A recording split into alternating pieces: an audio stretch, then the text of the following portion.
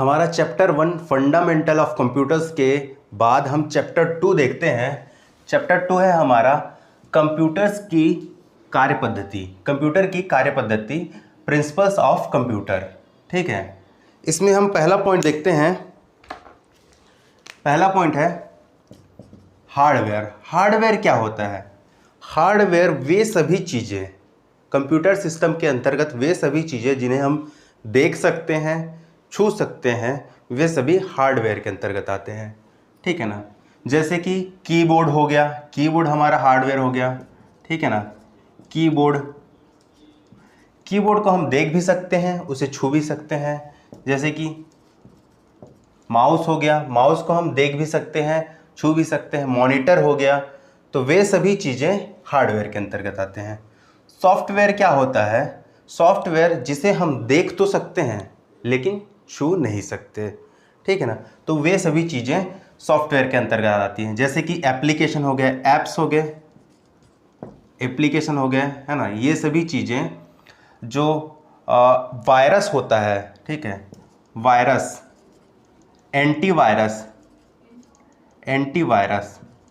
ये सभी चीज़ें भी क्या होती हैं? सॉफ्टवेयर के अंतर्गत आती हैं, क्योंकि इन्हें हम केवल देख सकते हैं, छू नहीं सकते। कंप्यूटर के अंदर होती हैं, कंप्यूटर के अंदर जो भी चीज़ें हमको दिखती हैं वो सभी क्या होती हैं? सॉफ्टवेयर होती है। तो सॉफ्टवेयर वो चीज़ है जो हार्डवेयर को ऑपरेट करता है। सॉफ्टवेयर के द्वारा हार्डवेयर ऑपरेट होते हैं। ठीक है ना, तो सॉफ्टवेयर क्या हो गया? एक प्रकार से ईंधन हो गया। एक क्या हो गया? ईंधन हो गया। और हार्डवेयर क्या हो गया? इंजन हो गया। तो कंप्यूटर का ईंधन कहा जाता है सॉफ्टवेयर को, और इंजन कहा जाता है हार्डवेयर को। ठीक है, इस चीज़ को आप याद रखिए। अब देख लेते हैं कंप्यूटर की विशेषता। कंप्यूटर की विशेषता में हम देखते हैं सबसे पहले गति, स्पीड। कंप्यूटर की स्पीड के नाम से ही कंप्यूटर जाना जाता है। ठीक है ना। सेकंड है एक्यूरेसी, है ना, त्रुटि रहित कार्य करता है। एक्यूरेसी बहुत अच्छी है। हम इंसानों का कैलकुलेशन हम किसी को दें, बड़ा बड़ा कैलकुलेशन, तो हो सकता है उनसे गलती हो, है ना, लेकिन कंप्यूटर से ऐसी कोई गुंजाइश नहीं रहती। टेक्निकल फॉल्ट हो सकते हैं लेकिन गलती की कोई गुंजाइश नहीं रहती। इसीलिए एक्यूरेसी बहुत अच्छी होती है कंप्यूटर का। ठीक है, इसके बाद हम देखते हैं एक्यूरेसी के बाद क्विक डिसीजन, तत्परता। उसके बाद है ऑटोमेटिक, ठीक है ना, स्वचालित, ऑटोमेटिक। इसके बाद है रिलायबिलिटी,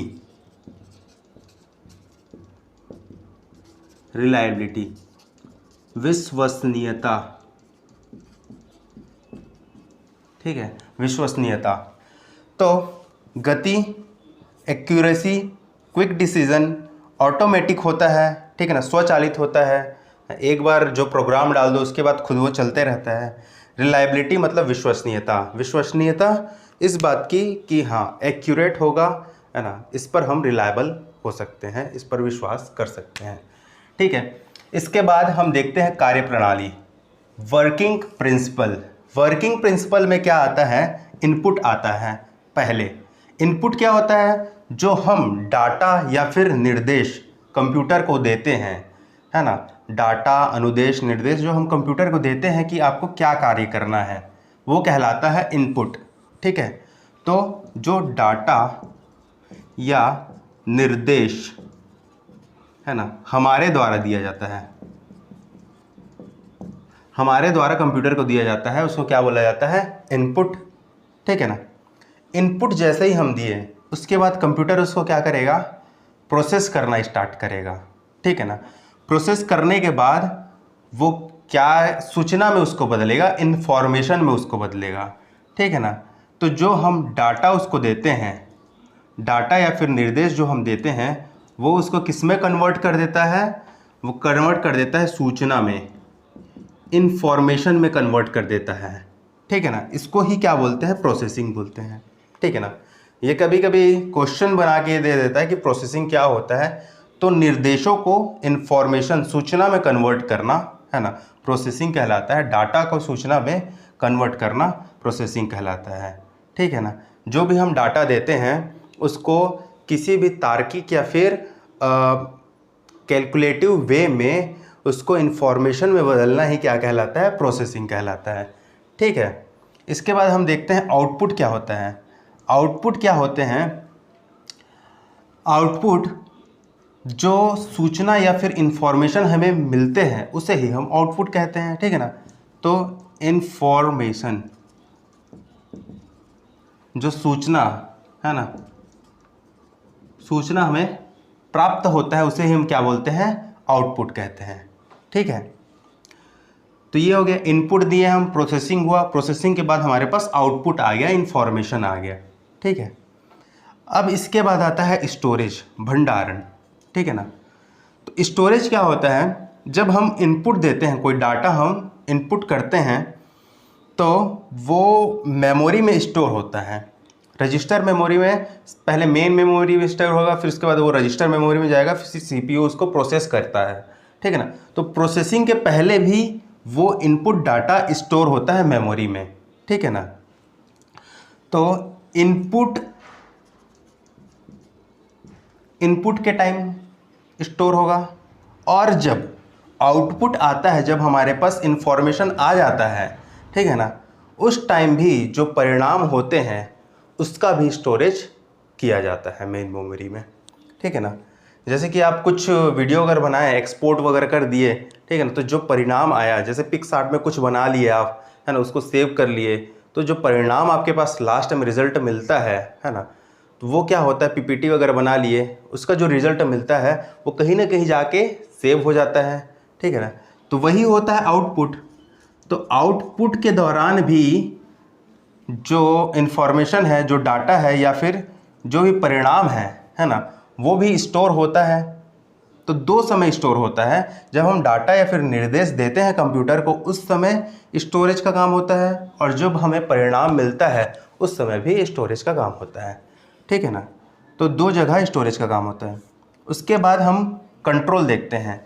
तो ये सारी चीज़ें जो है, ठीक है ना, इनपुट, प्रोसेसिंग, आउटपुट, स्टोरेज, ये एक सीक्वेंस वे में हो तभी कार्य सही ढंग से हो पाएगा। इसीलिए कंट्रोल करना ज़रूरी है। तो कंप्यूटर का एक और विशेष पार्ट है कंट्रोलिंग। ठीक है ना। तो कंट्रोल करने का भी काम करता है। ठीक, चलिए फिर आगे देखते हैं। अब हम देखते हैं कंप्यूटर हार्डवेयर के कुछ प्रमुख भाग। तो कंप्यूटर हार्डवेयर के कुछ प्रमुख भाग के बारे में देखते हैं। सबसे पहला है इनपुट यूनिट। इनपुट यूनिट में क्या आएंगे? वही चीज़ें आएंगी जो इनपुट डिवाइसेस हैं, जैसे कि कीबोर्ड हो गया, माउस हो गया, ठीक है, कीबोर्ड हो गया, माउस हो गया, माइक हो गया, ये सभी चीज़ें किस में आती हैं? इनपुट डिवाइस में आती हैं, इनपुट यूनिट में आती हैं। तो इनपुट डिवाइसेस या फिर इनपुट यूनिट क्या करते हैं? तो इनपुट डिवाइसेस जो होते हैं, जब हम उनको निर्देश देते हैं, आदेश देते हैं, उस पर इनपुट डालते हैं, तो वो कंप्यूटर के समझने योग्य भाषा में उसे कन्वर्ट करता है सबसे पहले। ठीक है। हमने जैसे कोई भी की प्रेस की, तो उसको वो क्या करेगा? बाइनरी नंबर में कन्वर्ट करेगा, 0 या फिर 1 में कन्वर्ट करेगा, जिसे कंप्यूटर समझता है। ठीक है। तो फिर आप बोलेंगे जब इनपुट डिवाइस ये काम करता है तो फिर असेंबलर, कंपाइलर, वो सब क्या करते हैं? बिल्कुल सही। असेंबलर जो होता है वो असेंबली भाषा क्या होता है? सम, ऐड, मल्टीप्लिकेशन के लिए मल, इन सभी लैंग्वेज को मशीनी लैंग्वेज में कन्वर्ट करता है असेंबलर, है ना। कंपाइलर क्या करता है? हाई लेवल लैंग्वेज जैसे कि क्या हो गया, जावा, पाइथन, ये सबको मशीनी लैंग्वेज में कन्वर्ट करता है, बाइनरी नंबर में कन्वर्ट करता है। लेकिन जो नॉर्मल इनपुट दिए जाते हैं हमारे द्वारा, जो टेक्स्ट लिखे जाते हैं, उसको डायरेक्ट इनपुट डिवाइस ही बाइनरी नंबर में कन्वर्ट कर देता है। ठीक है। तो ये तो हो गया इनपुट यूनिट की बात। इसे हम डिटेल में चर्चा करेंगे इनपुट आउटपुट वाले चैप्टर में। इसके बाद हम देखते हैं भंडारण यूनिट, है ना, या फिर मेमोरी, स्टोरेज या फिर मेमोरी की बात करते हैं। तो स्टोरेज और मेमोरी दो प्रकार के होते हैं, ठीक है ना। लेकिन कंप्यूटर हार्डवेयर के प्रमुख भाग में, है ना, प्राइमरी मेमोरी ही आती है, प्राथमिक मेमोरी ही इसके पार्ट में आती है, ठीक है ना। और एक होता है सहायक मेमोरी। सहायक मेमोरी या द्वितीयक मेमोरी से कहा जाता है, या फिर क्या बोलते हैं, सेकेंडरी मेमोरी बोलते हैं।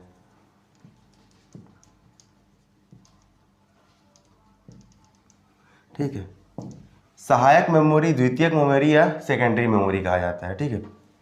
और ये है प्राथमिक मेमोरी। तो प्राथमिक मेमोरी जो है कंप्यूटर हार्डवेयर के प्रमुख भाग में आता है, क्योंकि कंप्यूटर हार्डवेयर में ये लगा हुआ रहता है।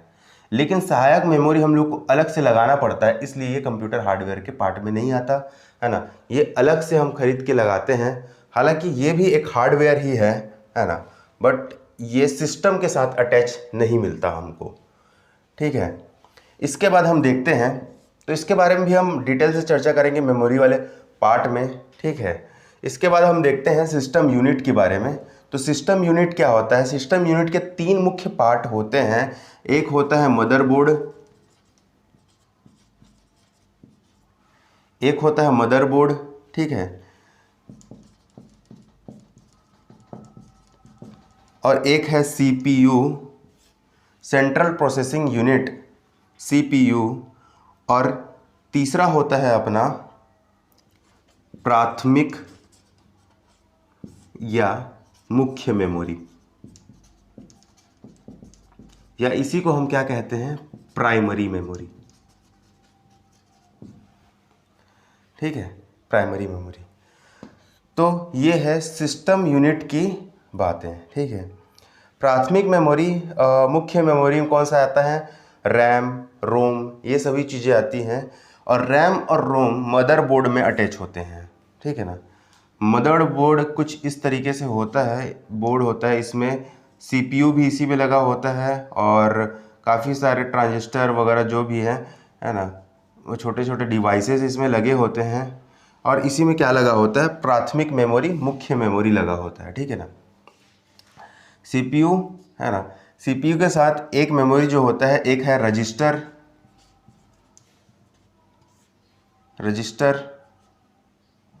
रजिस्टर और कैश मेमोरी। दो मेमोरी सीपीयू के साथ अटैच होते हैं, ठीक है। इसके बाद हम देखते हैं आउटपुट यूनिट की बात करते हैं।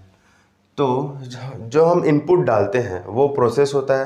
प्रोसेस होने के बाद वो सूचना इंफॉर्मेशन में बदलता है, और सूचना इंफॉर्मेशन में बदलने के बाद आउटपुट यूनिट उसे हमारे पढ़ने या फिर जानने योग्य बनाता है, ठीक है।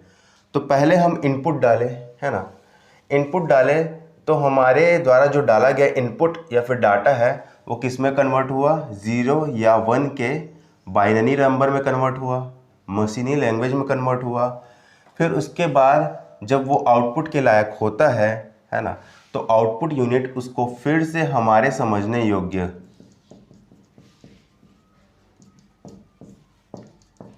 योग्य बनाता है ना। जैसे कि पिक्चर हुए, टेक्स्ट हुआ, है ना, ऑडियो हुआ, तो ये इन सब चीज़ों में कन्वर्ट करता है आउटपुट यूनिट। अब आउटपुट यूनिट क्या होता है? मॉनिटर हो गया, प्रिंटर हो गया, स्पीकर हो गया, ये सभी चीज़ें आउटपुट यूनिट होती हैं। बेसिकली हम कैसे पहचान सकते हैं इनपुट आउटपुट यूनिट को? अगर हम डाटा डालते हैं, डाटा इंटर करते हैं और कंप्यूटर के अंदर वो चीज़ जाती है तो उसे इनपुट यूनिट कहा जाएगा।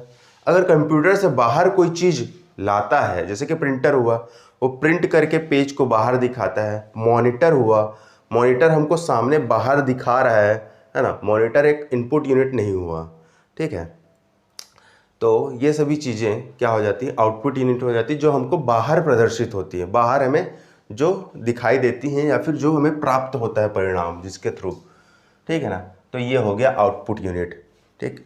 तो इनपुट यूनिट हमने समझ लिया, इसके बारे में डिटेल में चर्चा करेंगे इनपुट आउटपुट वाले पार्ट में, है ना। चैप्टर में इनपुट आउटपुट को दोनों को चर्चा करेंगे, मेमोरी का भी चर्चा विस्तार में करेंगे।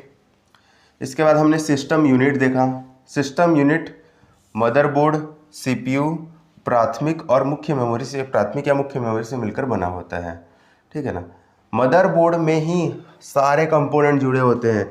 आपने देखा होगा पीसीबी, प्रिंटेड सर्किट बोर्ड, जो ग्रीन कलर का रहता है उसमें काफ़ी सारे छेद रहते हैं ऐसे, उसमें तार घुसाकर काफ़ी सारे डिवाइस को अटैच किया जाता है, एक दूसरे से कनेक्ट रहते हैं वो अंदर से, ठीक है ना। और उसी में माइक्रो प्रोसेसर रहता है ना, जिसे सीपीयू भी कहा जाता है। तो सारी चीज़ें उसमें अटैच होती हैं, है ना।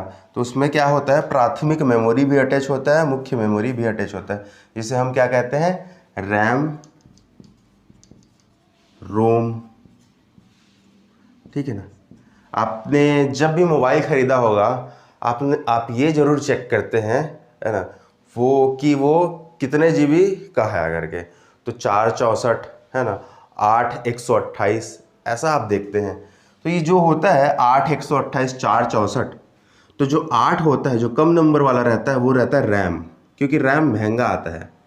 और जो 128 जीबी देखते हैं, वो जो इंटरनल स्टोरेज की बात आप करते हैं, है ना, वो होता है रोम, ठीक है।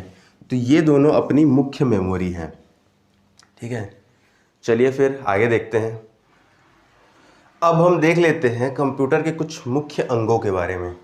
सबसे पहला मुख्य अंग है मदरबोर्ड, और सेकंड है CPU, central processing unit. Motherboard को ही सिस्टम बोर्ड कहा जाता है, ठीक है, सिस्टम बोर्ड कहा जाता है।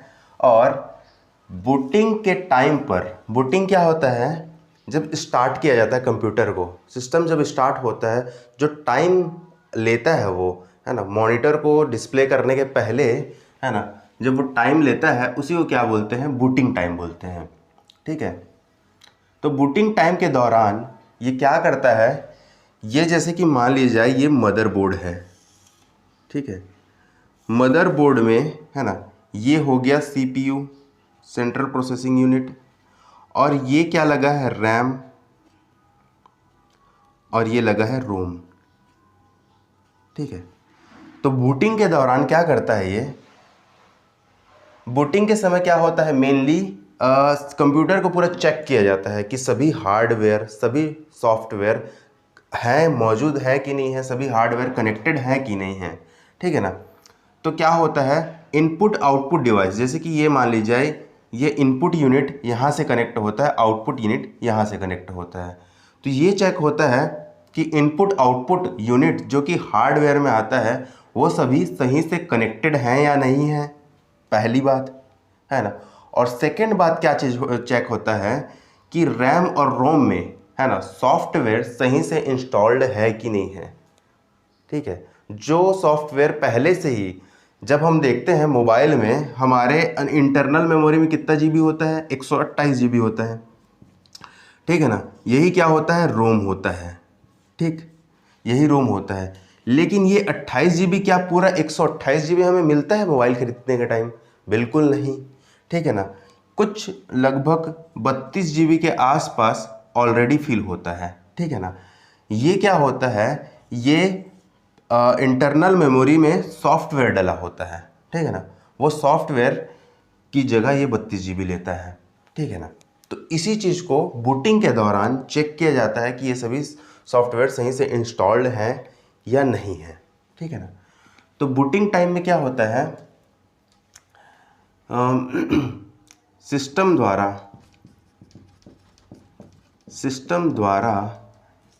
सिस्टम बोर्ड की मेमोरी को चेक किया जाता है या काउंट किया जाता है कि सॉफ्टवेयर सही से इंस्टॉल है कि नहीं है।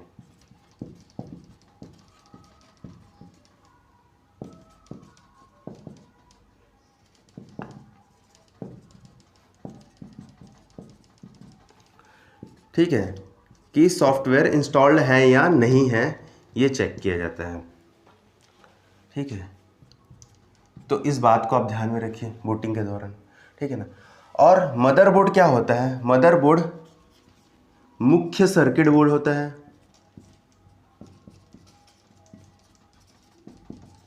मुख्य सर्किट बोर्ड होता है, और मुख्य सर्किट बोर्ड होने के साथ साथ इसके चारों तरफ, ठीक है ना, जो भी कंप्यूटर का जितना भी काम होता है मदरबोर्ड के चारों तरफ ही घूमते रहता है।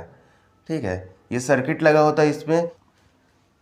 इन्हीं सर्किटों के जरिए इनपुट यूनिट हुआ, आउटपुट यूनिट हुआ, हार्ड डिस्क ड्राइव हुए, सीडी ड्राइव हुए, ये सभी मदरबोर्ड से जुड़े होते हैं। और मदरबोर्ड के ही चारों तरफ, है ना, जो कंप्यूटर का पूरा कार्य है वो घूमते रहता है। और ये हुआ हमारा सीपीयू। सीपीयू भी मदरबोर्ड से जुड़ा होता है और इसी में रैम, रोम सभी चीज़ें अटैच होती है। मतलब कि इसीलिए तो इसको मदरबोर्ड कहा जाता है। हर चीज़ यहाँ पर जुड़ा हुआ होता है। और इसमें एक रहता है एक्सपेंशन। यहाँ पर एक्सपेंशन के लिए क्या रहता है, यहाँ पर अलग से स्लॉट दिए होते हैं। ठीक है ना, तो यहाँ पर क्या होता है, एक्सपेंशन स्लॉट, एक्सपेंशन स्लॉट, ठीक है ना।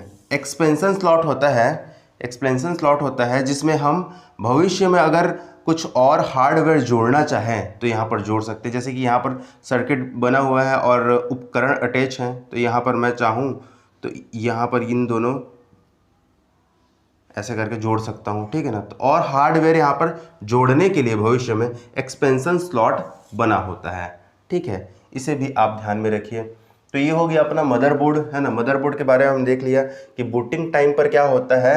बूटिंग टाइम पर सिस्टम द्वारा, ठीक है ना, जिसको सिस्टम द्वारा सिस्टम बोर्ड की मेमोरी को, है ना, सिस्टम बोर्ड की मेमोरी को या फिर मदरबोर्ड की मेमोरी को, सिस्टम द्वारा सिस्टम बोर्ड की मेमोरी को चेक किया जाता है या फिर काउंट किया जाता है। ठीक है ना, तो काउंटिंग स्टार्ट कहाँ से होती है, यहीं से, मेन मेमोरी से ही होती है। रैम रोम से ही काउंटिंग स्टार्ट होती है कि सभी चीज़ें सही से इंस्टॉल्ड है कि नहीं। तो ये भी बात याद रखिए, स्टार्ट भी यहीं से ही होती है। ठीक है ना, सिस्टम बोर्ड के मेमोरी से होती है। ठीक है, तो ये सारी चीज़ें हैं, ये मुख्य सर्किट बोर्ड है। इसके बाद हम देखते हैं सीपीयू के बारे में, सेंट्रल प्रोसेसिंग यूनिट, सीपीयू। अब सीपीयू क्या होता है, ठीक है, यहाँ तो हमने देख लिया सीपीयू। ठीक है, तो सीपीयू मेन क्या काम करता है, ठीक है, कार्य हम लोग देखते हैं। कार्य अगर देखें तो पहला कार्य क्या होता है इसका, हार्डवेयर और सॉफ्टवेयर के बीच, हार्डवेयर और सॉफ्टवेयर के बीच समन्वय स्थापित करना।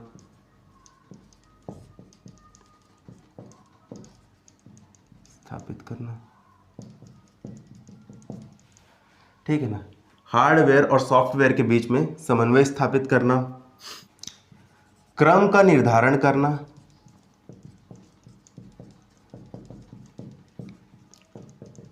ठीक है, क्रम का निर्धारण करना, क्रम का निर्धारण करना कि कौन सा उपकरण पहले यूज होगा, है ना, किस क्रम में यूज होगा, इनपुट आउटपुट का क्रम, ठीक है ना, इंफॉर्मेशन देने का क्रम, ये सभी क्रम का निर्धारण भी करता है। इसके बाद हम क्या देखते हैं, उपकरणों को नियंत्रित और निर्देशित करना। ठीक है, उपकरणों को नियंत्रित और निर्देशित करना, इसका मतलब क्या है, जो उपकरण है ना, वो सही से काम करें, है ना, कंट्रोल में रहें, उसको कंट्रोल करना, नियंत्रित करना। ठीक है ना, और निर्देशित करना कि किस उपकरण को क्या काम करना है ना, तो निर्देशित करने का भी काम सीपीयू करता है। सोचो, ये छोटा सा चीज़ है लेकिन इतने बड़े बड़े काम करता है। ठीक है ना, यहाँ से कैसे कंट्रोल होती होगी चीज़ें, कैसी निर्देशित होती होगी चीज़ें, सोचने वाली बात है। फिर उसके बाद ये क्या करता है, प्रोसेसिंग का काम करता है।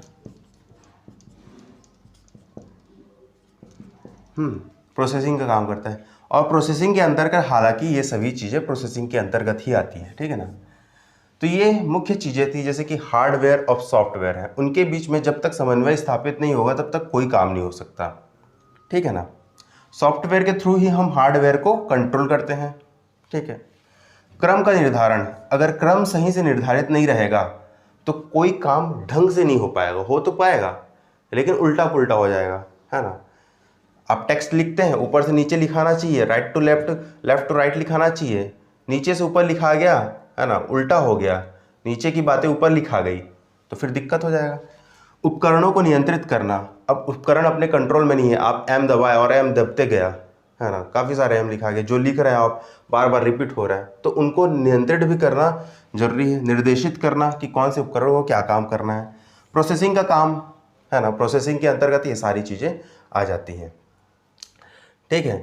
तो सीपीयू के अंतर्गत, है ना, सीपीयू के मुख्य घटक जो हैं, ठीक है ना, पहला क्या हो जाएगा, कंट्रोल यूनिट। पहला मुख्य घटक क्या हो जाएगा, कंट्रोल यूनिट घटक, है ना। कंपोनेंट्स हैं, सीपीयू के कंपोनेंट्स कितने हैं, 3 हैं। कंट्रोल यूनिट हो गया पहला, और सेकंड है रजिस्टर मेमोरी,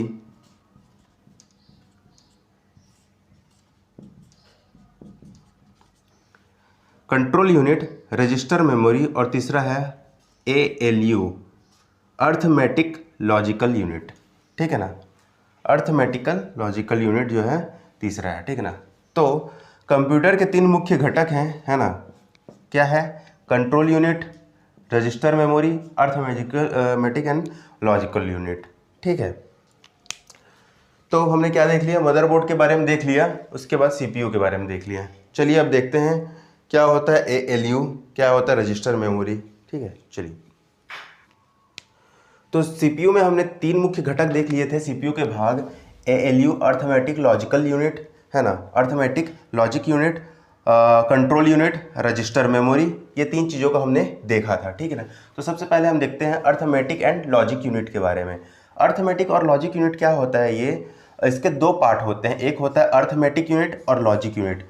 हम जो भी इनपुट देते हैं, जो भी डाटा हम प्रोवाइड कराते हैं कंप्यूटर को, तो वो क्या करता है, उस डाटा को या तो कैलकुलेट करेगा, है ना, अंक गणितीय तरीके से, जैसे कि जोड़ना, घटाना, भाग देना, है ना, मल्टीप्लाई करना, ये सभी चीज़ें क्या है, अर्थमेटिक यूनिट के अंतर्गत आते हैं, ठीक है ना। जो भी कैलकुलेशन वाला पार्ट है वो अर्थमेटिक यूनिट के अंतर्गत आएगा।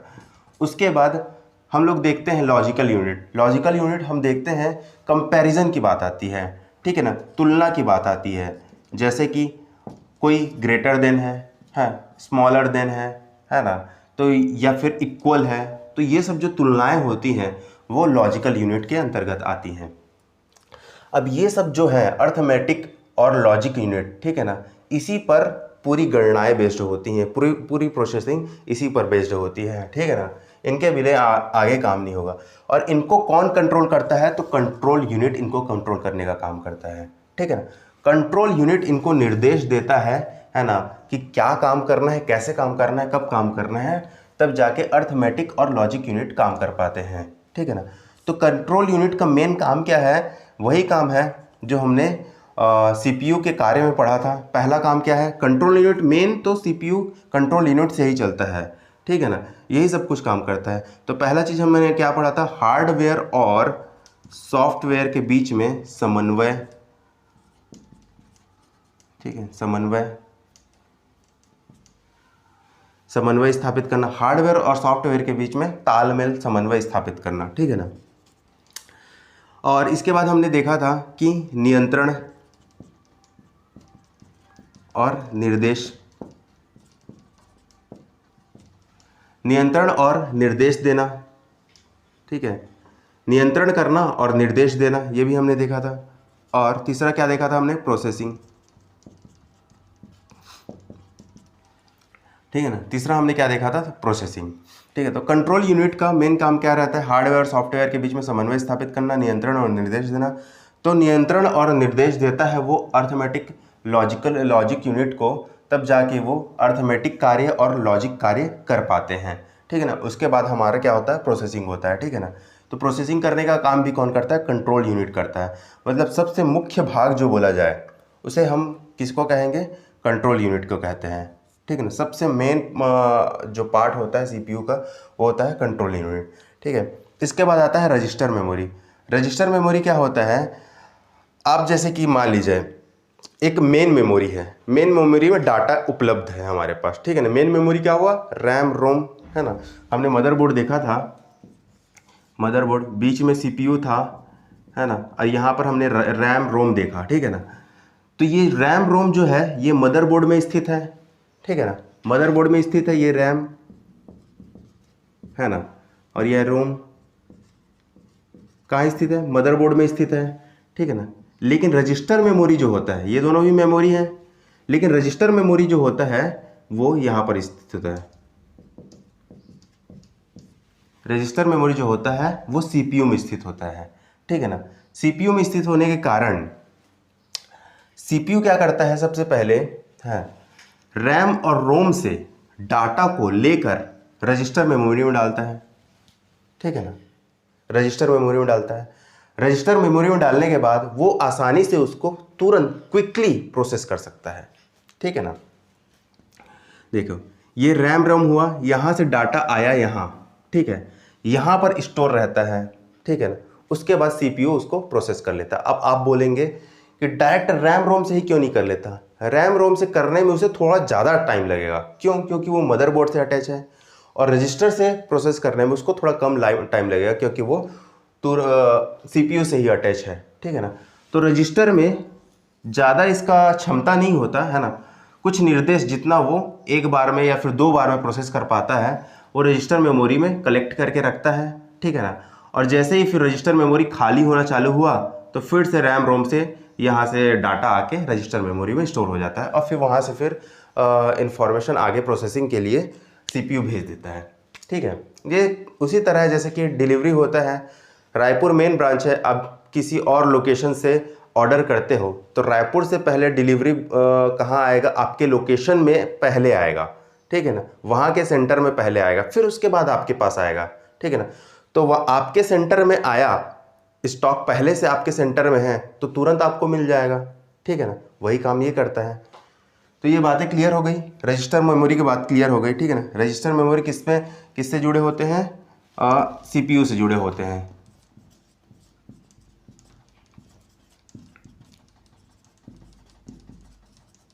ठीक है, तो रजिस्टर मेमोरी की बात क्लियर हो गई। अब देखते हैं सीपीयू की गति को प्रभावित करने वाले कारक के बारे में देखते हैं, ठीक है ना। तो सीपीयू की गति को कौन कौन से कारक प्रभावित कर सकते हैं, तो सबसे पहले हम देखते हैं सिस्टम क्लॉक। सिस्टम क्लॉक क्या होता है, ये एक टाइमिंग होता है, ठीक है ना, एक टाइम होता है जिसको हम क्या बोलते हैं, क्लॉक प्लस, ठीक है ना।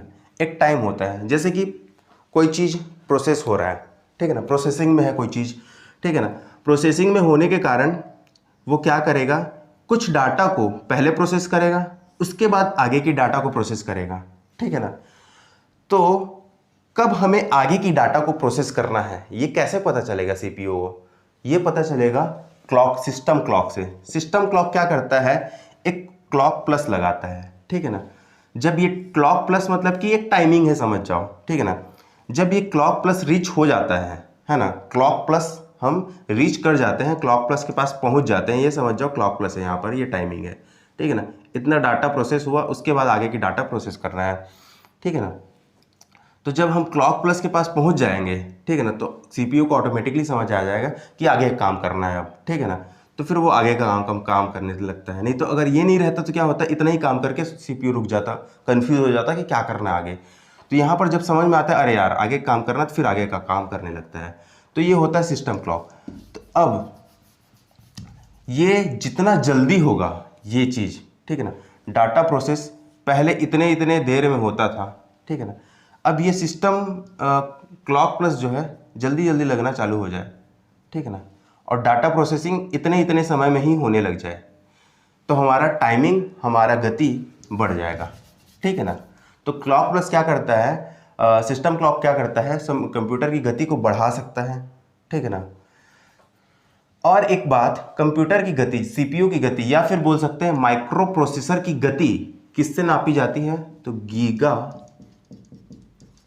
हर्ट्ज से नापी जाती है, ठीक है ना।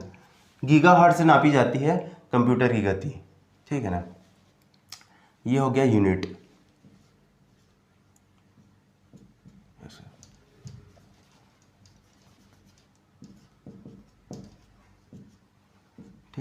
यूनिट हो गए। तो गीगाहर्ट्ज से नापी जाती है। इसके बाद देखते हैं हम रजिस्टर मेमोरी। रजिस्टर मेमोरी के बारे में अभी मैंने आपको डिटेल से समझाया है। तो रजिस्टर मेमोरी अगर बड़ा होगा, है ना, उसका स्टोरेज बड़ा होगा, उसका स्टोरेज ज़्यादा होगा रजिस्टर मेमोरी का, तो ज़्यादा से ज़्यादा चीज़ें अपने पास स्टॉक में रख पाएगा वो CPU। जितनी ज़्यादा चीज़ें वो स्टॉक में रख पाएगा उतना ही जल्दी वो प्रोसेस कर पाएगा, ठीक है ना। तो रजिस्टर मेमोरी के ज़्यादा होने से क्या होता है, स्पीड में इंक्रीज होता है। शब्दपरास, शब्दपरास क्या होता है, कंप्यूटर द्वारा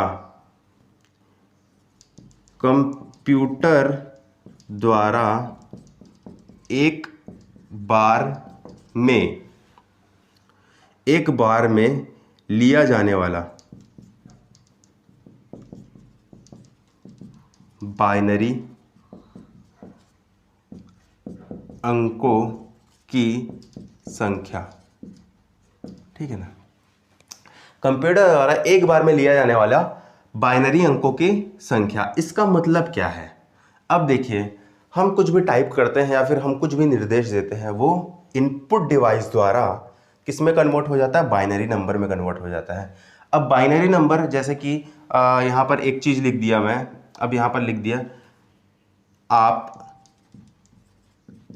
कलेक्टर जी को लाइक, शेयर और सब्सक्राइब करें, ये बात मैंने लिख दी, ठीक है। अब ये सभी चीज़ें आप जो है ये बाइनरी नंबर में 0 1 1 0 ऐसा कुछ कोड रहता है, जैसे कि अ का कुछ कोड होगा, अ का कुछ कोड होगा, जैसे कि क्या हो जाएगा, अ का कोड, आ का कोड क्या हो जाएगा 0 1 1 है, समझ जाओ, ठीक है। प का कुछ कोड हो जाएगा, क्या हो जाएगा 1 0 1 ऐसे, ठीक है ना। तो ये सभी अटैच होकर क्या हो जाएगा 0 1 1 1 0 1। ये क्या लिखा है, आप लिखा है कंप्यूटर के लिए, ये हमारे लिए पता नहीं क्या लिखा है, लेकिन कंप्यूटर के लिए आप लिखा है, ठीक है ना। तो हम जब ऐसा लिखते हैं तो ये सभी क्या होता है, बाइनरी नंबर में कन्वर्ट हो जाता है। अब कंप्यूटर का शब्द परास किस में नापा जाता है, बिट में नापा जाता है। शब्द परास किस में नापा जाता है, बिट में नापा जाता है, ठीक है ना, किस में, बिट में। तो ये 8 बिट का हो सकता है, 16 बिट का हो सकता है, 32 बिट का हो सकता है, ठीक है ना। अब मान लीजिए जाए ये 32 बिट का है, या सॉरी 8 बिट का है, मान लीजिए 8 बिट का होने के कारण वो एक बार में केवल इतने ही बाइनरी नंबर्स को ले पाता है। आप कलेक्टर बस यहीं तक के बाइनरी नंबर को ले पाता है। 16 बिट होने के कारण ये आप कलेक्टर जी को लाइक यहाँ तक, है ना, और 32 बिट का है तो यहाँ से और आगे तक चले जाएगा। एक बार में प्रोसेस करने का क्षमता जो है शब्द परास पर निर्भर करता है, ठीक है ना। तो ये क्या होता है, शब्द परास कंप्यूटर द्वारा एक बार में लिए जाने वाले बाइनरी अंकों की संख्या। अब जितनी ज़्यादा बाइनरी अंक एक बार में ले सकेगा शब्द परास उसका उतना ही ज़्यादा होगा। और ये किस में नापा जाता है, बिट में नापा जाता है, ठीक है। तो ये भी, अब ये तो गति को प्रभावित करेगा ही, है ना, जितना ज़्यादा शब्द परास होगा उतना ज़्यादा उसकी अच्छी गति होगी, ठीक है। तो ये सभी भी चीज़ें देखनी चाहिए कंप्यूटर वगैरह को लेने से पहले, ठीक है। तो ये हो गई शब्द परास की बात। अब कैश मेमोरी क्या होता है, कैश मेमोरी भी CPU से अटैच होता है, ठीक है ना। कैश मेमोरी भी किससे अटैच होता है, CPU से अटैच होता है, ठीक है ना। इसके बारे में देखेंगे एक बार हम लोग। तो ये क्या होता है मेन, ये रजिस्टर मेमोरी की तरह ही होता है लेकिन एक्चुअल वो नहीं होता, ठीक है ना। हम लोग क्या देखते हैं, हम लोग सर्च करते हैं, जैसे कि गूगल में, गूगल आप ऐसे ओपन कर लिए, ठीक है ना, ये आपको मोबाइल है, गूगल आपने ओपन कर लिया या फिर लैपटॉप है, ठीक है ना। यहाँ पर आपका सर्च बार आया, सर्च बार में जैसे ही आपने क्लिक किया, सर्च बार में क्लिक करने के बाद यहाँ पर आपके पास लिस्ट आ जाता है उन सब चीज़ों का जो आपने पहले सर्च किया हुआ है। तो यही होता है कैश मेमोरी, ठीक है, कैश मेमोरी यही होता है। तो कैश मेमोरी के कारण क्या होता है, हमको कन्वीनियंट होता है कि हम यहाँ से डायरेक्ट यहाँ से सर्च कर ले। हम लोग अगर उस चीज़ को रेगुलर सर्च कर रहे हैं तो हमारे लिए तो ईजी हो गया, यहाँ से हम डायरेक्ट क्लिक कर लेते हैं, वो चीज़ फिर से आ जाता है। जैसे कि आप डेली सर्च करते हैं कलेक्टर जी, तो आपके पास यहाँ पर ऑलरेडी लिखा हुआ है कलेक्टर जी, तो आप जैसे ही सर्च बार पर क्लिक करोगे, लिखने की ज़रूरत नहीं है ना, ऑलरेडी यहाँ पर लिखा हुआ है, आप उसको क्लिक कर दिए। तो ये क्या होता है, ये सब चीज़ें किस में स्टोर होती हैं, कैश मेमोरी में स्टोर होती हैं। यहाँ से डायरेक्ट CPU कनेक्ट होता है, कैश मेमोरी किससे डायरेक्ट कनेक्ट होता है? सीपीयू से, सीपीयू से जुड़े होते हैं।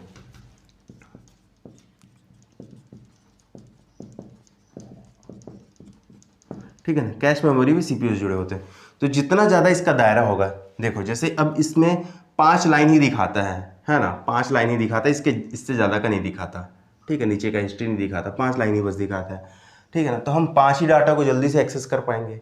लेकिन अगर और भी ज़्यादा दिखाने लगे, है ना, तो हम क्या करेंगे, उन डाटा को भी एक्सेस कर पाएंगे। आपने वो भी देखा होगा, जब आपके मोबाइल में स्टोरेज लो होने लगता है, स्टोरेज कम होने लगता है, तो आप स्टोरेज को खाली करने के लिए कैश क्लियर करते हो, है ना, तो वो भी कैश मेमोरी है। वो क्या होता है, हम जो भी सॉफ्टवेयर या फिर जो भी एप्लीकेशन यूज़ करते हैं, तो उसमें क्या होता है, हम जो यूज़ कर रहे हैं उसका रिसेंट डाटा ऐड होते जाता है जो हमारे काम का है। ठीक है ना, तो वो कैश मेमोरी के अंतर्गत आता है। इसकी क्षमता जितनी ज़्यादा होगी, इसकी क्षमता जितनी ज़्यादा होगी, सीपीयू उतने ही फास्ट काम कर पाएगा।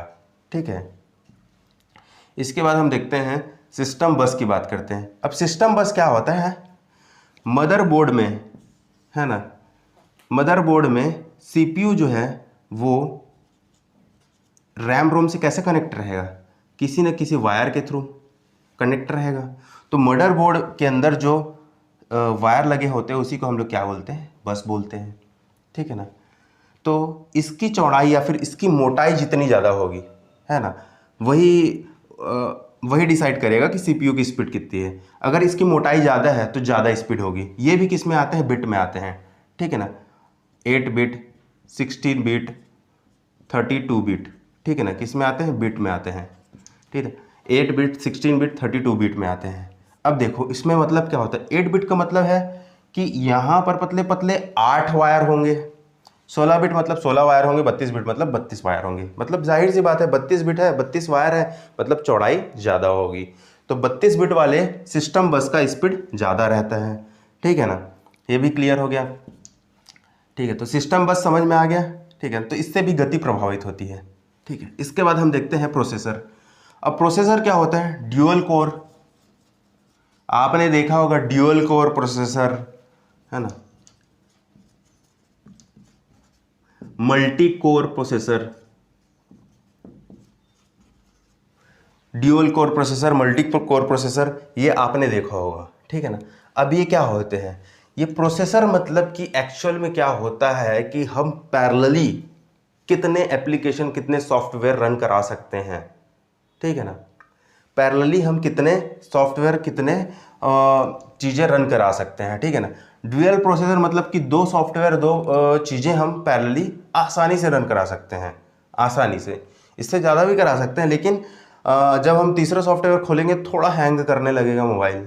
ठीक है ना, तो वैसे ही है मल्टी कोर प्रोसेसर, बहुत सारे सॉफ्टवेयर या फिर बहुत सारे एप्लीकेशन हम एक साथ रन करा सकते हैं। तो ये प्रोसेसर क्या होता है, हम पैरेलली जो काम करते हैं पैरेलली, है ना, उस पर निर्भर करता है।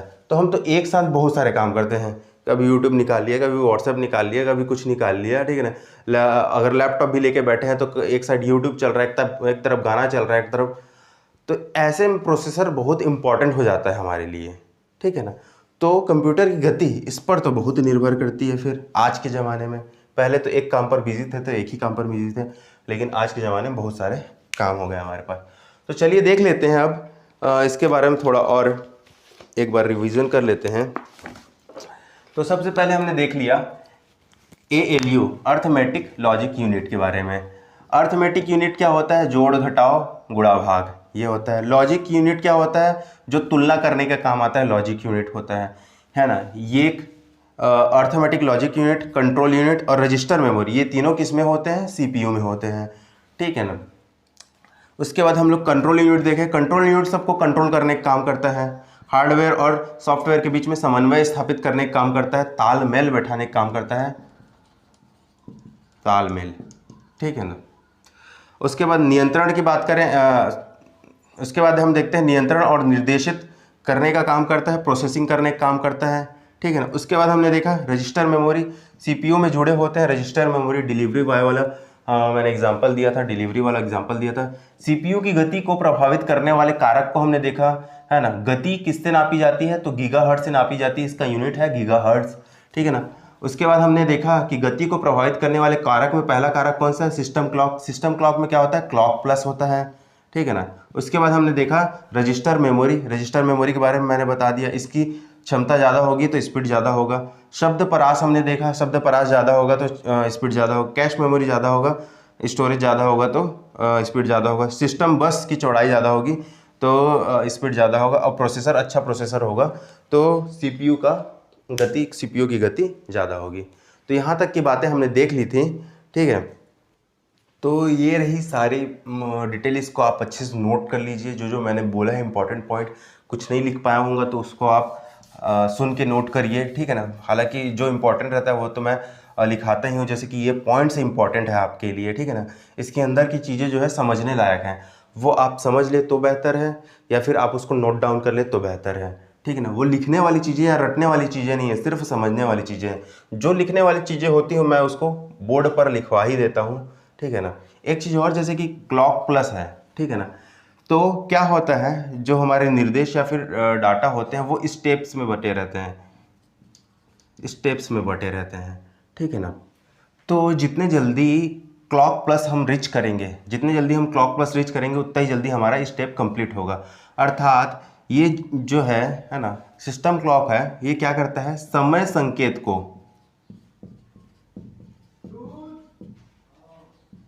प्रदर्शित करता है, ठीक है ना। क्या करता है, समय संकेत को प्रदर्शित करता है, ठीक है ना। तो ये सब चीज़ जो है रजिस्टर मेमोरी अपने पास स्टोर करके रखता है डाटा को, है ना। और उसको पता चलता है कि क्लॉक प्लस हो गया तो फिर तुरंत नया डाटा को आगे भेज देता है सीपीयू के पास और प्रोसेसिंग होने लगता है, ठीक है। तो यहाँ तक की बातें क्लियर हो गई होगी। तो हम मिलते हैं नेक्स्ट वीडियो में, तब तक के लिए धन्यवाद।